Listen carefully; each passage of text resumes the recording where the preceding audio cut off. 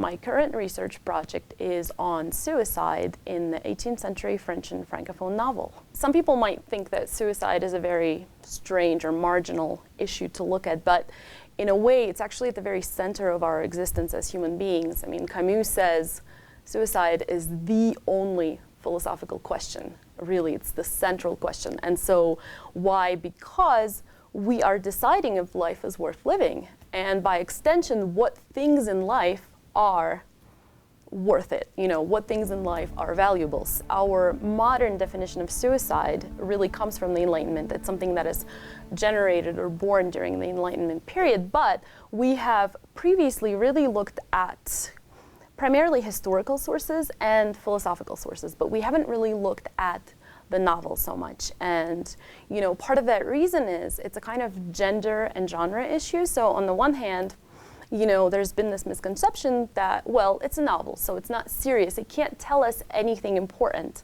about this phenomenon. To really find the truth about this, we have to look at the historical sources, the philosophical sources, but this is women's writing and women's thought. And women, because they did not necessarily have access to certain ways of expressing their thought that maybe the male philosophers had at the time, they wrote novels, but it's serious thought, and it's a serious part of the Enlightenment. And so this is, again, also a big contribution to my field, because again, I think ultimately I'm trying to also show, I'm not just trying to talk about suicide and the way that that's evolving during the period, but I'm also trying to show that women were serious contributors to the Enlightenment, and they had important thoughts and important ideas, and to have an accurate image of this period, we really need to consider that. We need to consider what they were saying and what they were thinking about these topics. For example, there's one novel by a female author named Riccoboni, and she is friends with some of the major philosophers at the time.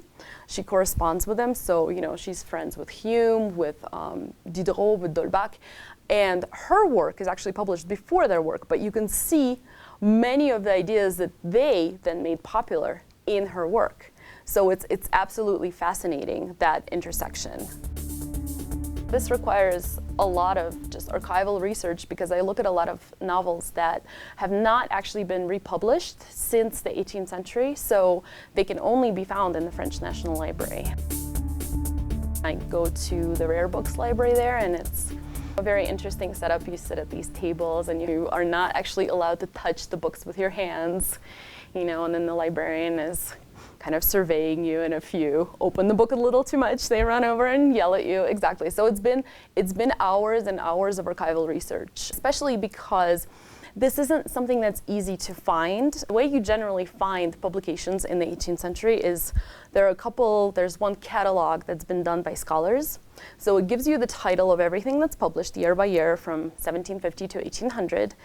And then you actually have little topics that are contained in these novels. So let's say they'll put like sentiment, melancholy, unrequited love, but they don't put suicide. So you literally, I would have to go through them and I would say, okay, it says tragic, unrequited love, sentiment, melancholy. Okay, these are keywords that I think I should look at these, but I essentially wound up looking at novelistic production literally almost every year. Because it really picks up around 1760. So literally almost every year from like 1760 to the early 1780s, I was looking at almost everything that was being published just to find what I was looking for. People don't realize how prevalent suicide is in these novels. This is something that, people think that suicide actually begins to be an important fictional topic, following Goethe's Werther, and then into the 19th century with the Romantics, it becomes an important topos in fiction.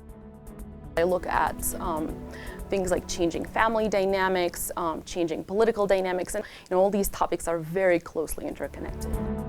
It's these questions that I think all humanists ask themselves, how are we similar? How are we different? What are the things we value? Why? So that's something that just, again, that is something that really plays into my passion for my research.